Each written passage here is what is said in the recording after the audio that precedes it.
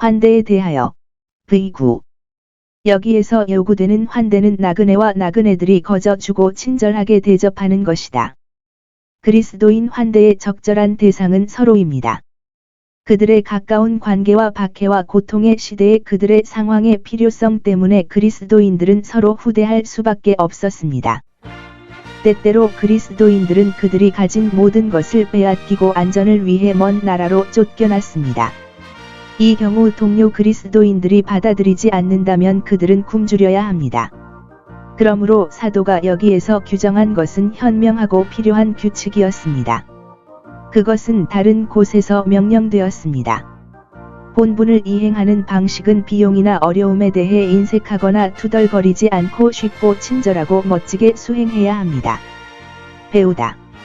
그리스도인들은 서로에게 자선을 베푸는 것만이 아니라 후대를 베풀어야 합니다.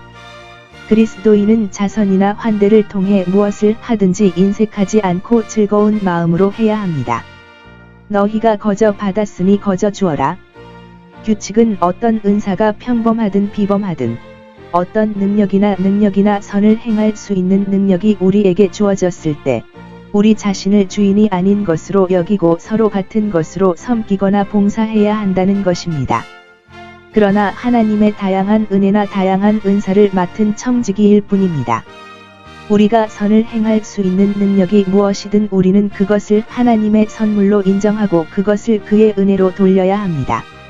우리가 받은 은사가 무엇이든 우리는 그것을 서로 사용하기 위해 받은 것으로 여겨야 합니다. 우리는 그것들을 우리 혼자 생각하거나 냅킨에 숨겨서는 안 되며 우리가 할 수 있는 최선의 방법으로 그것들을 서로에게 봉사해야 합니다. 하나님의 다양한 선물을 받고 사용할 때 우리는 우리 자신을 청지기로만 여기고 그에 따라 행동해야 합니다. 우리에게 맡겨진 달란트는 우리 주님의 소유입니다. 그가 지시하는 대로 고용되어야 합니다. 청지기에게 요구되는 것은 그가 충성됨이 드러나는 것입니다. 사도는 은사에 관한 그의 지시를 두 가지 세부 사항, 즉 말하기와 사역에서 예시하며 이에 관해 다음과 같은 규칙을 제시합니다. 만일 어떤 사람이 공중에서 목사이든 사적 회의에서 그리스도인이든 말하거나 가르치면 그는 우리 말의 문제에 대해 우리를 지시하는 하나님의 말씀으로 그것을 행해야 합니다. 개인적으로 그리스도인들이나 공적으로 목사들이 가르치고 말하는 것은 하나님의 순수한 말씀과 신탁이어야 합니다. 말하는 방식에 있어서는 거룩하고 신성한 신탁이 되는 진지함, 경건함, 엄숙함이 있어야 합니다.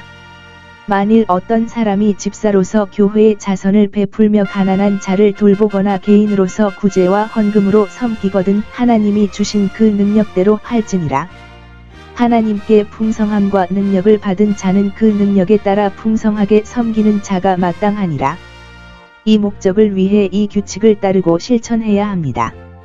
그리하여 모든 일에서 여러분의 모든 은사와 봉사에서 하나님이 영광을 받으시고 다른 사람들이 여러분의 착한 행실을 보고 하늘에 계신 여러분의 아버지께 영광을 돌리게 하십시오. 예수 그리스도를 통하여 그는 이러한 은사를 구하여 사람들에게 주셨고 에베소 8. 그분을 통해서만 우리와 우리의 봉사가 하나님께 받아들여집니다. 히 13시 15분. 예수 그리스도님, 영원 무궁토록 찬미와 권세가 되소서. 아멘. 먼저 배우라. 하나님의 일을 서로 말하는 것이 공적 자리에서와 마찬가지로 사석에서 그리스도인의 의무니라. 복음을 전하는 모든 사람이 하나님의 말씀을 가까이 하는 것이 매우 중요합니다. 그리고 그 말씀을 하나님의 말씀으로 취급하는 것입니다. 셋째, 그리스도인은 자신의 위치에서 맡은 일을 해야 할 뿐만 아니라 힘을 다해 최선을 다해 해야 합니다. 높은 수고와 수고인 그리스도인의 일의 본질, 주님의 선하심과 친절, 보상의 탁월함, 이 모든 것은 우리의 노력이 진지하고 활기차야 하며 우리가 무엇을 위해 부름을 받았든 하나님의 영예와 다른 사람들의 유익을 위해 우리는 온 힘을 다해 그 일을 해야 합니다. 넷째, 삶의 모든 의무와 봉사에서 우리는 하나님의 영광을 우리의 최고 목적으로 삼아야 합니다. 다른 모든 견해는 우리의 일반적인 행동과 일을 거룩하게 하는 이것에 종속되어야 합니다. 고전 10시 31분. 다섯째, 우리가 예수 그리스도의 중보와 공로를 통해 하나님께 드리는 것이 아니면 우리가 하는 어떤 것으로도 하나님은 영광을 받으시지 않습니다. 하나님은 아버지께로 가는 유일한 길이신 예수 그리스도를 통하여 모든 일에 있어서 영광을 받아야 합니다. 여섯째, 예수 그리스도에 대한 사도의 경배와 그에게 무한하고 영원한 찬양과 주권을 돌리는 것은 예수 그리스도가 가장 높으신 하나님이시며 모든 것 위에 세세토록 찬양을 받으실 분임을 증명합니다. 아멘. 이 서신의 모든 장에서 고통받는 자들로 간주되는 그리스도인들에게 조언과 위로가 자주 반복되는 것은 이 새로운 개종자들이 처한 가장 큰 위험이 그들이 기독교를 받아들임으로써 그들에게 노출된 박해에서 비롯되었음을 보여줍니다. 고난 아래 있는 그리스도인의 선한 행동은 그들의 의무 중 가장 어려운 부분이지만 그리스도의 영예와 그들 자신의 위로를 위해 필요합니다. 그러므로 사도는 이 장의 앞부분에서 고행의 큰 의무를 강요한 후에 고난 아래서 인내에 필요한 의무를 지시하기 위해 여기에 옵니다. 죽지 않은 영은 시련을 견디기에 매우 부적합합니다. 관찰하다. 이 가련하고 멸시받는 그리스도인들에 대한 사도의 친절한 태도. 그들은 그의 사랑하는 자들이었다. 9절. 그들의 고통과 관련하여 그들에게 주는 그의 충고는 다음과 같습니다.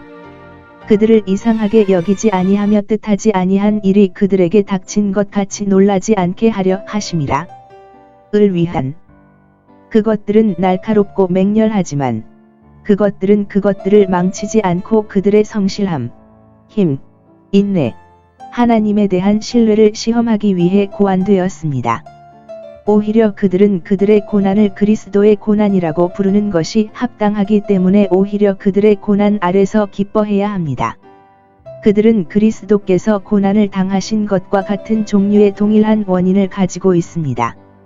그것들은 우리를 그에게 순응하게 만듭니다. 그분은 그들 안에서 고통을 받으시고 우리의 연약함을 느끼십니다.